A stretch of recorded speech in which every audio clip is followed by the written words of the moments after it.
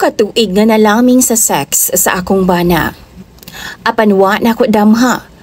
Nga usa ka tricycle driver di ay ang makapabalik sa akong gana sa kama. Maayong gabi kanimo DJ Sam. Isa ko sa tagasunod sa imong programa online.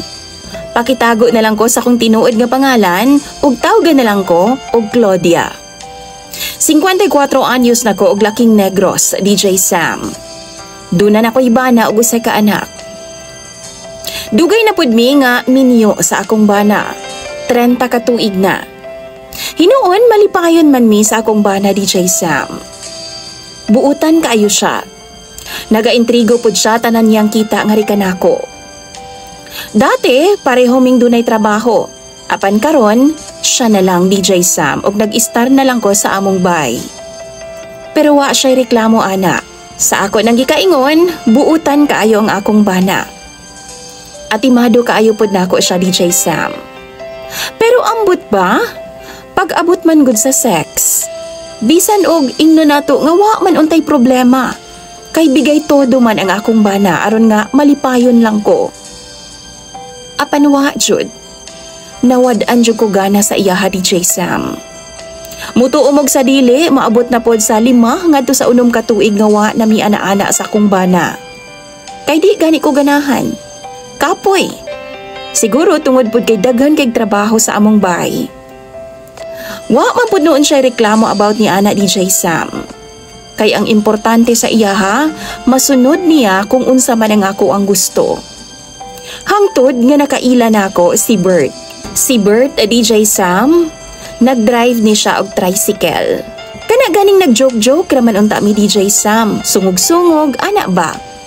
Pero ambot, na-fall man ko sa iyaha. Doon na siya'y ka-live-in na partner DJ Sam. Pero mahimuot ko niya kay caring kay siya nako. Kung unsa nga akong gusto ihatag niya, tanan na lang DJ Sam. Bisan unsa, ihatag yun na niya sa akoa. Tawagan lang nako siya, nanadayon siya sa gawas. Mga prutas, or bisan unsa nga akong pangayoon o gikinahanglan nako, ginahatag yun ni Bert DJ Sam. Bisan gani sa pinansyal, kung gikinahanglan mangutang siya para ihatag nako, mangutang yun na siya. Usahay 5,000 or di ka 10,000 DJ Sam. Iyahan ang hulamon sa uban og ihatag nako og dili na niya pabayran. Hangtod nga nihangyo siya nako nga maghotel daw ming duha. Misugot pud ko. Kay baw mo DJ Sam, wa na ko damha nga mibalik ang akong gana sa kama. Dako mangud kaayo iyaha DJ Sam. Tapos tambok-tambok pa jud kumpara sa akong bana. Kabalo mo, first namo ni Bert, mura jud kog na virginan. Ug lami gid kaayo DJ Sam. Lipay kaayo ko og satisfy kaayo ko sa iyaha. Ingon pa gani siya, ganahan daw siya kay guot-guot daw DJ Sam.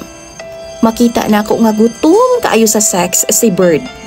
Ug hawd pud siya mo romansa DJ Sam. Kaon gyud siya todo. To the maximum level gyud na DJ Sam.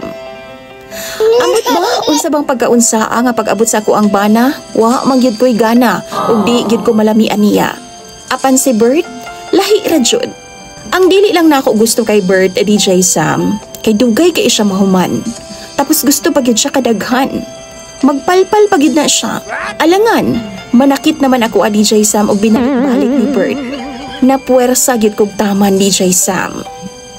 Napay iyaha nga mura gyud og bato.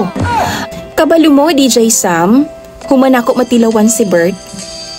Siya na ang magbalik-balik og sulod sa ako ang utok karon. Gani, nagaplano na po siya DJ Sam nga magkita na po mikbalik.